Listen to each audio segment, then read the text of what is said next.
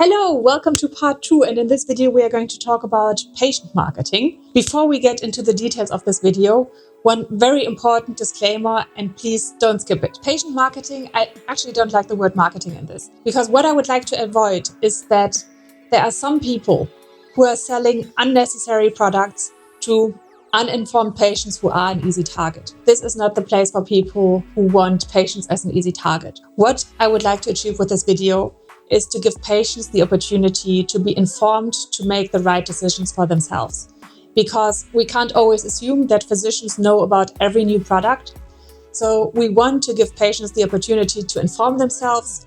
With those information, go to their physician, and together they are making the best decision for the patient. So everything that I will be talking about in this video is only applicable to those products that have a strong scientific background and that are also giving an extra benefit to the patients. And one last disclaimer, patient marketing is also a very regulated field, different in each country.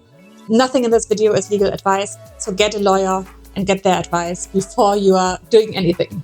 So in most countries, you will likely not be allowed to talk about your product and mention its specific name.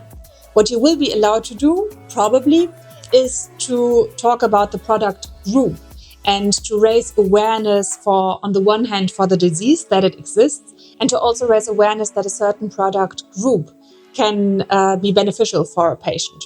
Good partners to multiply your message and to give more reach to your message are patient advocacy groups. Luckily, they usually have the patient's best interest in mind. So also, those people that are just trying to use patients as an easy target will not be favored by patient advocacy groups. So when you identify those, you should ask yourself certain questions, particularly who is your target patient? Patient advocacy groups very often differ very much in age. And a disease usually occurs in all ages. There are certain peaks, for instance, with cancer, patients are usually older, but there are still younger patients. And particularly if you have a very innovative product that uses, AI or something like this, then likely a younger target group will be more open to be using those products. So this is something that you might want to keep in mind when choosing patient advocacy groups to work with. Who is their target audience? Are they older or younger?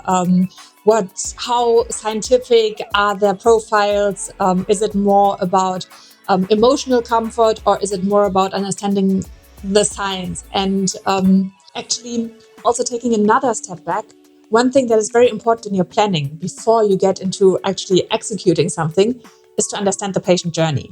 So in the patient journey, we start with a patient that notices first symptoms, sees a doctor, the doctor makes a diagnosis, and then a whole process is being started.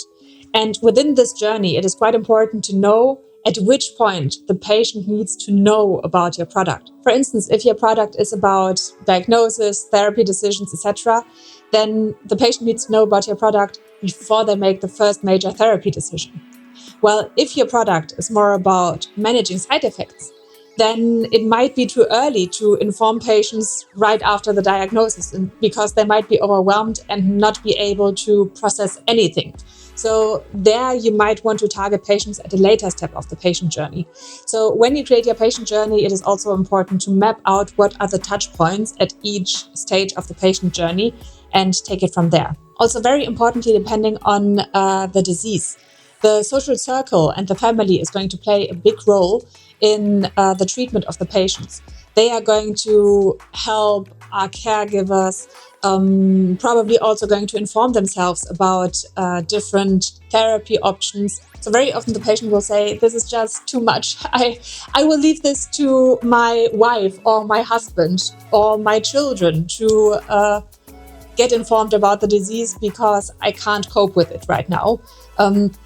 So this is something to also keep in mind, that possibly you are talking about a different audience profile than you might be thinking. So it is really very often the husbands, the partners, the sons, the daughters that are actually trying to receive and get information. This also means, once again, talking about the age group, but particularly if you are thinking about doing a campaign in social media, you might not addressing the patients themselves, particularly if you are talking about cancer, because like I said, cancer is usually a disease that occurs in older age, but not exclusively. So chances are, if you're doing a campaign online, that you are also talking to the caregivers and not only to the patients. And this is something that is important in terms of tonality. And before I get into digital marketing, I have a quick market research question for you. Actually, it would be so helpful if you could quickly answer this.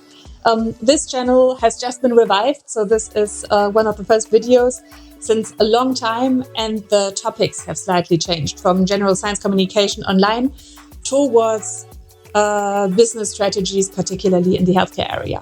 So if you could tell me which countries you're watching this from, this would be so helpful, because I keep saying the legal boundaries of this country are like this and like that. So it would be very helpful for new people to quickly comment their country that they're watching this from, for me to get some idea of which countries to include more often. So now we're talking about a digital campaign. This is actually, digital campaigns are great for awareness campaigns, meaning, for instance, disease awareness. So if you have a product that is at an early step of your patient journey, then generally having awareness campaigns around the disease are a great way to also raise awareness for your product. And there you can talk to general influencers. And there I would recommend that they also have some health focus. It must not be like a medical focus. It can also be that they're just very health conscious in terms of doing sports, eating well, sleeping well, reducing stress, because their followers are likely going to be also interested in other health topics and health related topics. Yes, so this could be a good idea, like I said, if your product is early in the patient journey. If your product is later in the patient journey, then I would more focus on specific influencers for a certain disease. That is something that I was also not aware of until I entered the healthcare industry, that for each disease, there are also some influencers, and usually also some influencers who are quite eloquent and that are very easy to work with.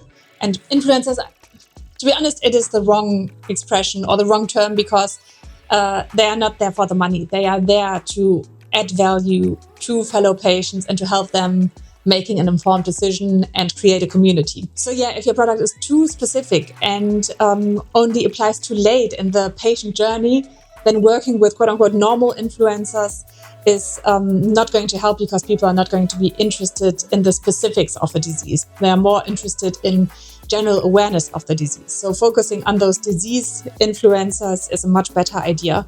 And we can also talk about how to identify those, because you might not necessarily have them on your radar if you are just a normal social media user. So if you're interested to dive deeper into those topics, particularly healthcare marketing and social media, then let me know in the comments. And yeah, I will quickly sum up. Patient marketing is heavily regulated for a good reason, because we are very often talking about life and death decisions.